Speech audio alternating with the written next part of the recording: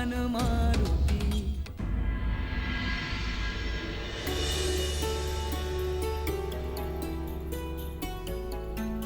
মা, আমি আমার নিজের হাতে সকলকে অনেক বস্ত্র দান করেছি।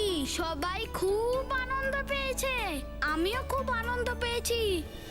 পুত্র হনুমান, যে অন্যদের নিজের সুখ, বস্ত্র আর ভোজনের ভাগ দিয়ে আনন্দ পায়, যে অন্যের সুখে প্রসন্ন হয়, সেই জীবনে আক্ষরিক অর্থে সুখী হয়।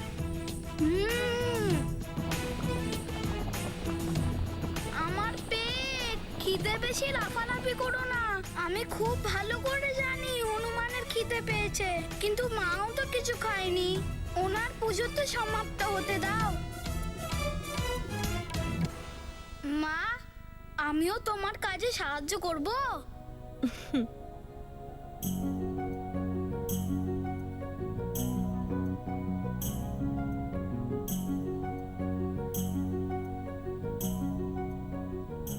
মা, আমি তোমাকে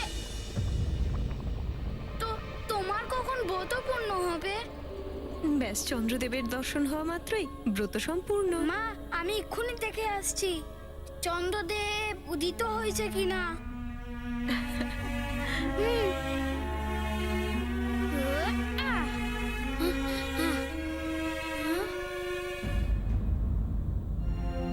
চন্দ্রদেব, কোথায় আপনি? শীঘ্রই উদিত হন। জানি না চন্দ্রদেব কখন উদিত হবে, আজই ওনাকে বিলম্ব হতে হলো। এত ব্যস্ত হয়েও না পুত্র, চন্দ্রদেব নিজের সময় মতোই উদিত হবেন। মা, আমার তো মনে হচ্ছে যে আজ চন্দ্রদেব উদিত বিলম্ব করছেন।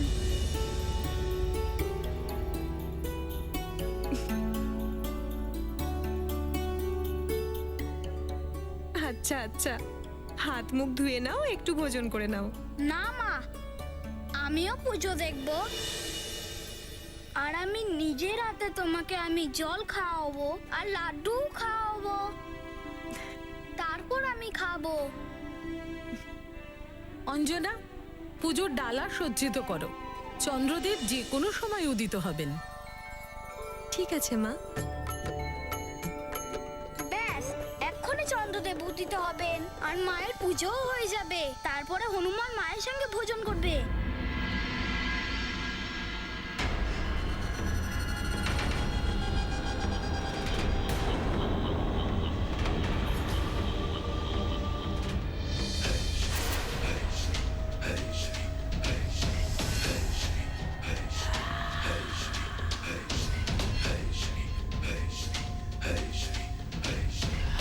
চন্দ্রদেব, ভীষণ অভিমান আপনার, কারণ আপনি প্রজাপতি দক্ষের জামাতা, তাই না?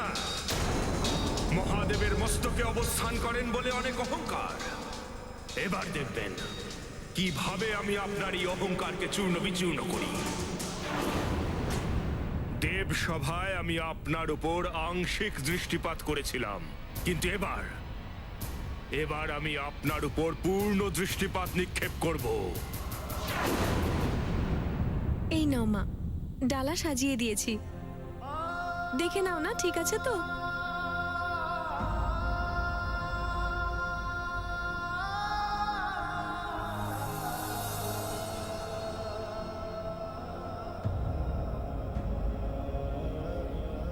চন্দ্রদেবকে তো এখনো দেখতে পাচ্ছি না।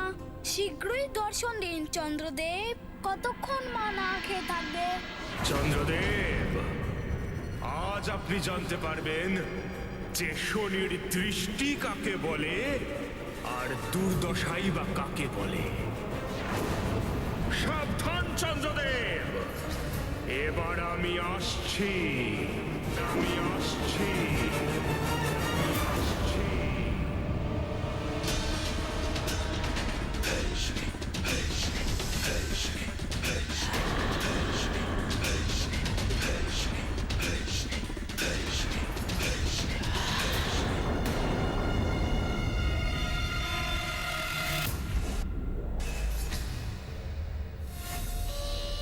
স্বামী, এরকম নিশ্চিন্ত বসে থেকে কোনো লাভ হবে না। শনিদেবের প্রকোপ রোধ করতে কিছু একটা করুন স্বামী। চিত্রা, রোহিণী, আমি কাউকে ভয় পাই না। গঙ্গার জল যতই নোংরা হোক না কেন সেটা অপবিত্র হয় না। প্রণাম চন্দ্রদেব। আপনার শ্বশুর শ্রী প্রজাপতি মহারাজ দক্ষকে আপনি যে বার্তা পাঠিয়েছিলেন তার উত্তর পাঠিয়েছেন প্রজাপতি। পিতাশ্রীর বার্তা? বলো দূত, কি বার্তা পাঠিয়েছেন পিতাশ্রী?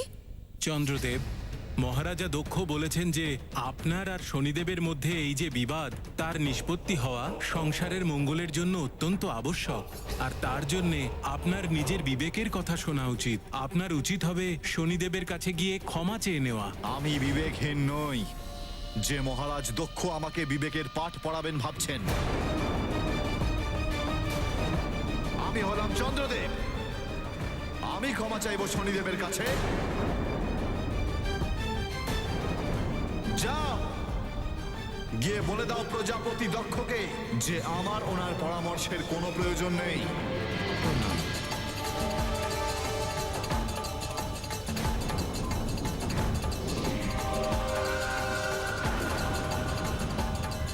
স্বামী, শান্তি ধারণ করুন। আপনার শীতলতাই জগৎ সংসারের সমস্ত ঔষধের শক্তি। আপনার মনকে শীতল রাখুন স্বামী। হ্যাঁ স্বামী, মহাপূর্ণিমার দিনে অমৃত মন্থনকে নিয়ন্ত্রণ করার জন্য আপনার শান্ত থাকাই প্রয়োজন। অঞ্জনা, চন্দ্রদেবীর শীতলতা বজায় রাখার জন্য পূজা করার সময় রজত কলস থেকে চন্দ্রদেবকে রজত দিয়েই অর্ঘ্য দেওয়া উচিত।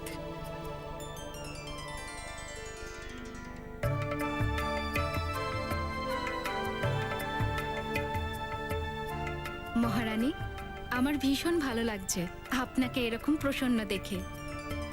হনুমানের ফিরে আসাতে শুধু আপনিই না, বরং পুরো রাজভবন খুশিতে ভরে গেছে।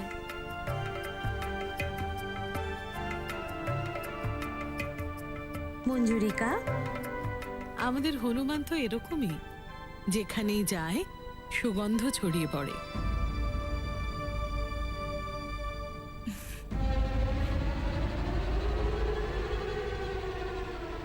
মা, চন্দ্রদেব তো এখনো অব্দি দর্শন দিলেন না।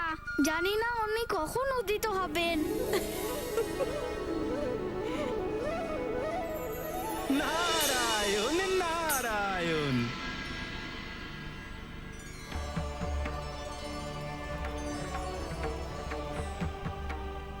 প্রণাম দেবর্ষি। প্রণাম দেবর্ষি। প্রণাম দেবর্ষি। মহারানী অঞ্জনা, মনে হচ্ছে যে কোনো বিশেষ পূজার আয়োজন করেছেন আপনি। মহাপূর্ণিমা আসছে তো দেবর্ষি। 3 দিন চন্দ্র দর্শনের ব্রত রেখেছি হনুমানের জন্য, ওর মঙ্গলের জন্য। মহাপূর্ণিমা রাত্রিতে চন্দ্র দর্শনের সাথে এই ব্রত সম্পূর্ণ হবে। নারায়ণ নারায়ণ, এটা আপনি খুব ভালো করেছেন দেবী অঞ্জনা। এবারকার মহাপূর্ণিমা হলো বিশেষ পূর্ণিমা, যা 108 বছর পরে এসেছে। এই ব্রত যে করবে সে উত্তম ফল লাভ করবে। কিন্তু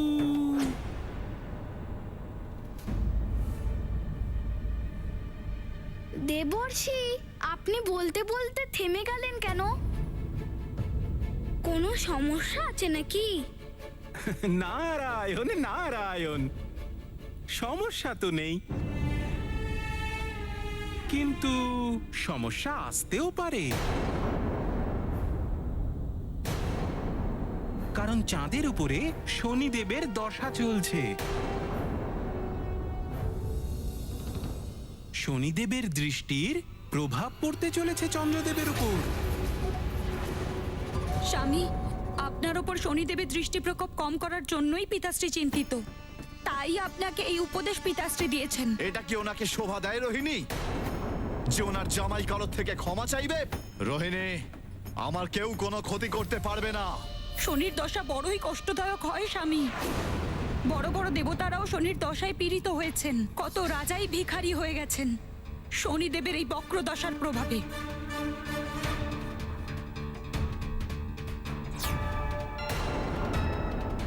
স্বামী, ব্রহ্মাণ্ডের অধিষ্ঠাতা আমাদের পিতাশ্রী প্রজাপতি দক্ষ যখন এটা বলছেন, তাহলে কিছু সংকট তো নিশ্চয়ই আছে।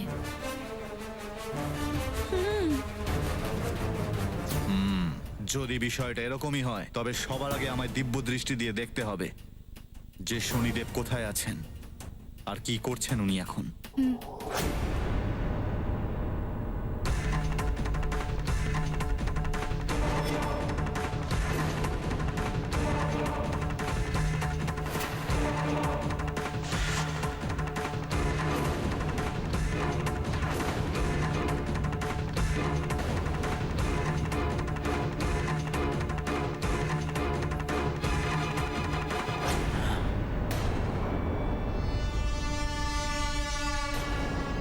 শনিদেব তো এইদিকেই আসছেন। এখন কি হবে? পিতাশ্রী বলেছিলেন শনিদেবের কুপ্রভাবে রাজপাট কেন, পরিবারও বিচ্ছিন্ন হয়ে যায়। আমি কোন সাধারণ রাজা বা দেবতা নই রোহিণী, আমি চন্দ্রদেব, অমৃতের রক্ষক, অমৃতের রক্ষক। দেবর্ষি, চন্দ্রদেব আর শনিদেব ওনারা দেবতা, তাই না? ওরা তো গ্রহমণ্ডলের সদস্য। ওরা কেন একে অপরের জন্য সংকট তৈরি করবে? নারায়ণ নারায়ণ, শনিদেব ন্যায়ের দেবতা, সবাইকে তাদের ভালো মন্দ কর্ম অনুসারে ফল প্রদান করেন। আর শনিদেবের দৃষ্টির প্রভাব সবার উপরে সমান রূপে পড়ে, তা সে মানুষ হোক, দানব হোক, দেবতা হোক, এমনকি স্বয়ং ত্রিদেব। ত্রিদেব? এ আপনি কি বলছেন দেবর্ষি? শনিদেবের দৃষ্টির থেকে তো স্বয়ং মহাদেবও বাঁচতে পারেননি। ভোলে বাবা! কিন্তু এমন কি হয়েছিল দেবর্ষি? বলুন না।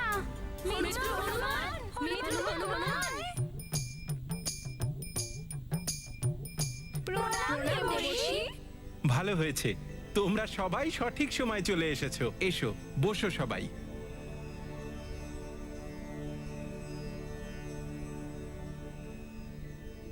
মিত্র, দেবর্ষি বলে বাবা আর শনিদেবের তৈরি একটা গল্প বলতে চলেছেন। আরে বাহ, আমরাও শুনে নেব। শোনান দেবর্ষি। নারায়ণ নারায়ণ, আরে বলছি বলছি, ধৈর্য রাখো আর মন দিয়ে শোনো। এ হলো বহুকাল পূর্বের কথা। একবার আমাকে স্বয়ং শনিদেব বলেছিলেন যে ওনার শনি দশা দেবাদিদেব মহাদেবের ওপর পড়তে চলেছে, আর তা 6 প্রহর পর্যন্ত থাকবে, আর পরের দিনই সঠিক সময় তা শুরু হতে চলেছে। আমি তো ভয় পেয়ে গিয়েছিলাম শুনে যে মহাদেবের ওপর যদি শনি দশার প্রভাব পড়ে তাহলে বড় রকমের অনর্থ হবে। আমি দৌড়তে দৌড়তে মহাদেবের কাছে পৌঁছে গেলাম।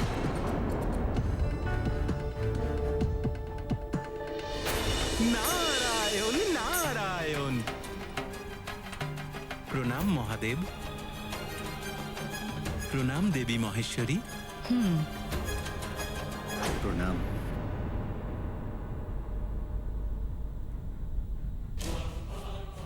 মহাদেব, অনর্থ হতে চলেছে, আপনি সংকটে পড়তে চলেছেন।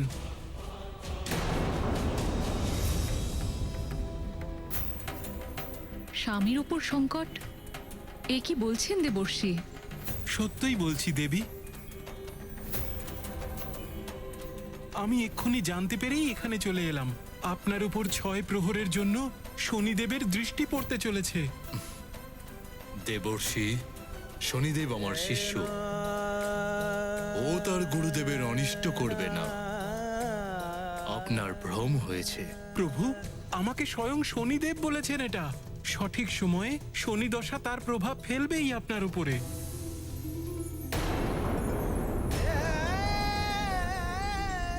দেবর্ষি, শনিদেবের দৃষ্টি আমার ওপর তখনই পড়তে পারে যখন ওনার দৃষ্টি আমায় খুঁজে পাবে। অর্থাৎ অজ্ঞাতবাস।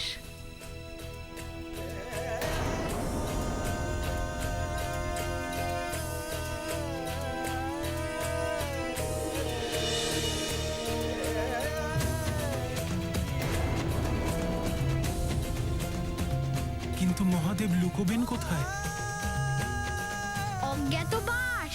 কিন্তু দেবর্ষি, ভোলে বাবা অজ্ঞাতবাসের জন্য কোথায় গেছিলেন? নারায়ণ নারায়ণ, সঠিক সময়ের আগেই কাউকে কিছু না জানিয়ে অন্তর্ধান হয়ে গেলেন, আর তারপর সোজা গিয়ে পৌঁছলেন এক ঘন জঙ্গলে।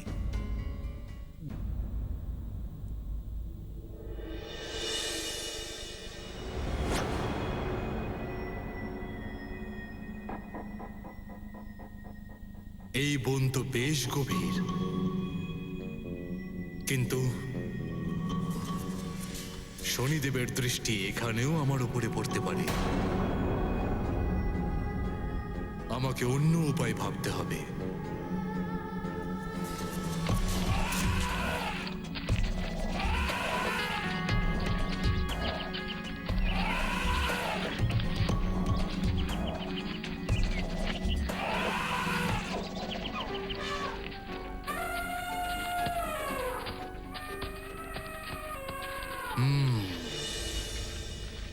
গজরূপ। যদি আমি গজরূপ ধারণ করি তাহলে শনিদেব আমায় চিনতে পারবেন না।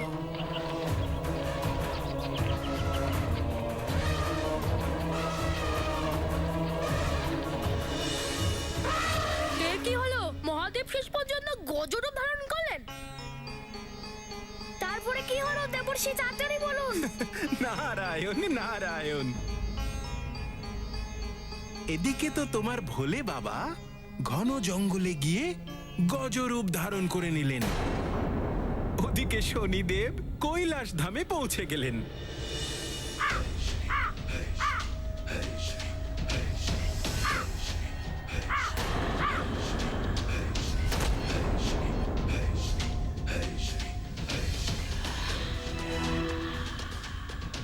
প্রণাম দেবীশ্রী। প্রণাম শনিদেব। আপনাকে কৈলাসে স্বাগত জানাই। দেবী, মহাদেব কোথায়? কৈলাসে ওনাকে দেখতে পাচ্ছি না। আমি তো ওনার ব্যাপারে কিছুই জানি না, উনি না বলেই কোথাও গেছেন। আচ্ছা, কোনো ব্যাপার নয়, আমি নিজেই ওনাকে খুঁজে নেব। এবার আমাকে আজ্ঞা দিন। প্রণাম।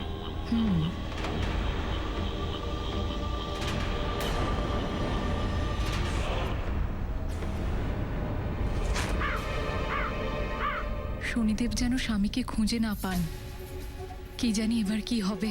আচ্ছা, তাহলে মাতা পার্বতীও জানতেন না যে ভোলে বাবা গজরূপ ধারণ করেছেন? কিন্তু গজরূপ ধারণ করার পরে মহাদেব কি করেছিলেন?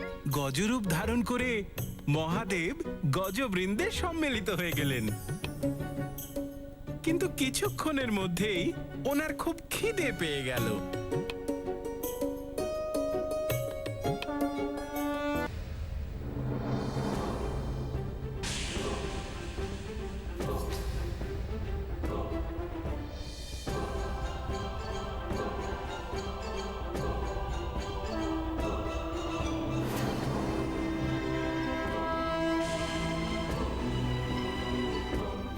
গজরূপ ধারণ করে খিদেও পেতে লাগলো।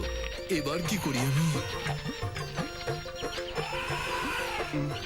কি যে করি, খিদে তো বেড়েই চলেছে।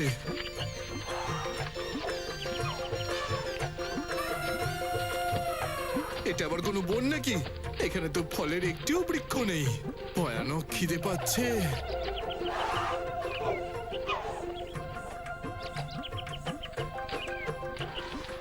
এই সকল গজ তো ঘাস খাচ্ছে, মনে হচ্ছে যেন আমাকেও এদের সকলের মতন ঘাস খেয়ে খিদে নিবারণ করতে হবে।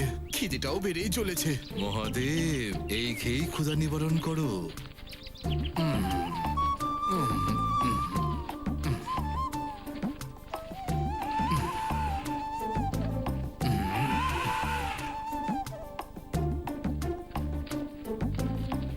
শনিদেবের দৃষ্টি থেকে বাঁচার জন্য আমি ঘাস খেতেও রাজি। বাহ শনিদেব, বাহ, নিজের গুরুকে ঘাস খেতে বাধ্য করলে। For more updates, subscribe to our channel, click the show links and enjoy watching the videos.